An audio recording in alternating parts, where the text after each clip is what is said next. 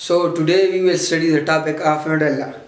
So let's come to know what are the centers present in the medulla, how medulla come in existence, and what is present inside medulla, above medulla and below medulla. So first of all,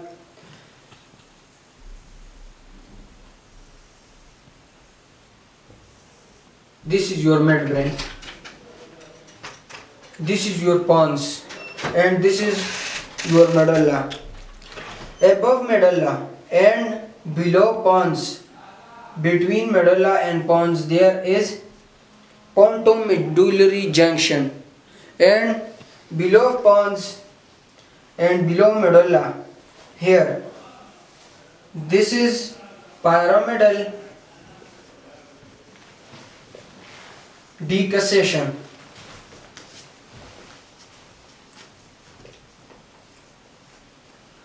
So first of all, what is medulla? Medulla is the part of hindbrain or rhombencephalon. So let's come to know about the common things of all the brainstem. So what is common in all the brainstem? It is your reticular formation. Inside your reticular formation there are certain nuclei present and white matter present. Reticular formation is found by grey matter crossed by white matter. Okay, so this is your reticular formation. Inside here is the grey matter which is crossed by white matter. Due to the crossing of this white matters, a lot of nuclei come in existence. So let's come to know about the nuclei present in the reticular formation. First of all, you should know about craving. Before knowing about the nuclei of reticular formation. So for C we have cardiac center, for R we have respiratory center, for A we have area postrema, for V we have vasomotor center, and for IN we have inspiratory center, and for G we have your GIT center. So let's come to know about the importance of area postrema present in the reticular formation.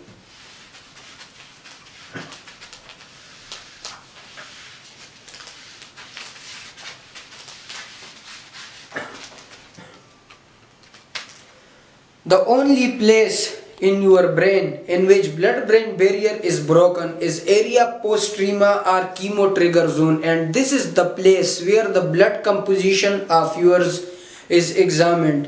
If there are some toxic materials in your blood, and area postrema, by checking your blood composition, come to know about this toxic material, it will give signals to your vomiting center present in your GIT center, and thus antiperistalsis will be started.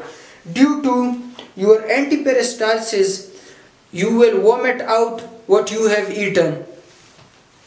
So something more about reticular formation. Reticular formation works as your brain activating system. How? Because of neurotransmitter which are excitatory and are present in reticular formation.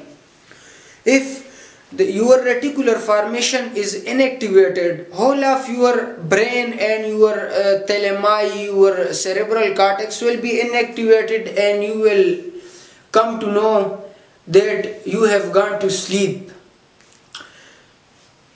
So if your reticular formation is activated, the reticular formation is connected with thalami.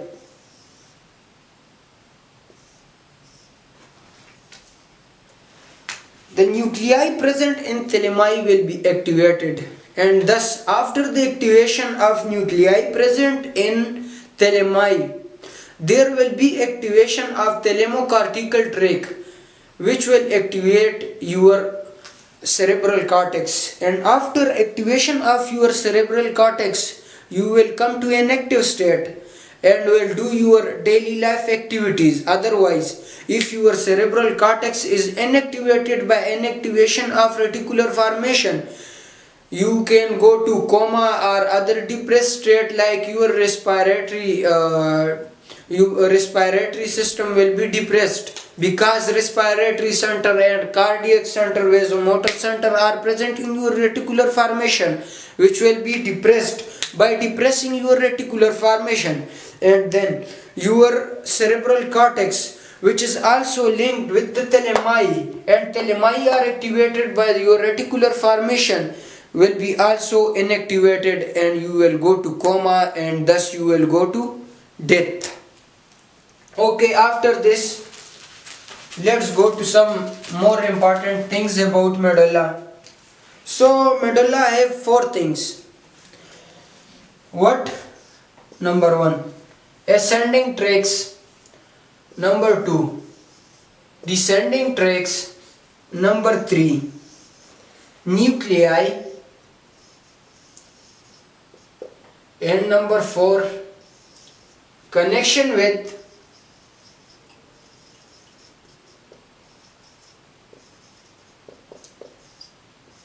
cerebellum. So, what will you want to study first? I think you want to study first the descending tracts, and let's go towards the descending tracts.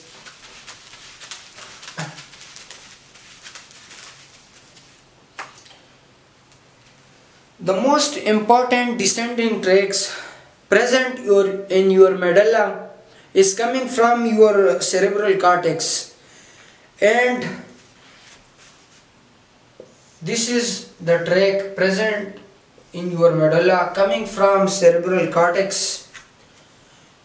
This tract, when arrived to medulla, due to this tract some thickening or swellings type are present in the medial sides of your medulla, which are called pyramids. Pyramids. So now what do you think about this tract? Yes, it is cortico-spinal tract, and also called pyramidal tracts because it make pyramid in your medulla. So now we will study about some clinical cases. A patient arrived in the clinic of a doctor with the chief complaints of having right-sided hemiplegia. But when CT scan was observed, the left parietal lobe was infarcted. How it can happen? Let's know about it. And this is your pyramidal tract coming from your cerebral cortex. Here in medulla, at lower level of medulla, it will do crossing with one another, and this crossing is called pyramidal decussation.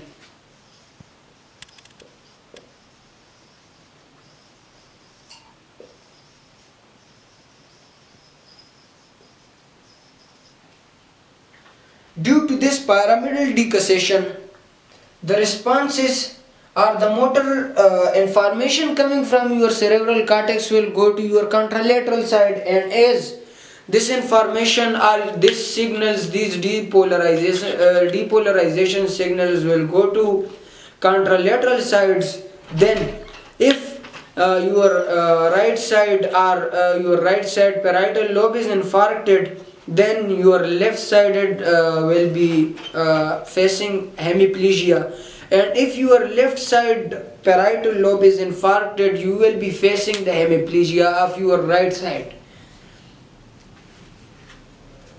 Now, and this pyramidal decussation is also differentiating your medulla from your spinal cord, and it is separating your medulla from your spinal cord.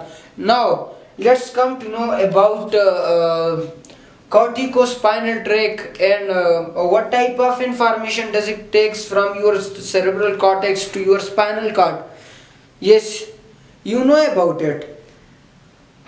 It is the motor information which are coming from your motor cortex to generate some muscle movements or some other type of movements, like your speech, in which a lot of movements are involved, like your tongue is involved, like your lips are involved. So the pattern of movement and the sequence of movement all is covered in these motor signals which are coming from your motor cortex. Now we will come to the ascending tracts in the medulla.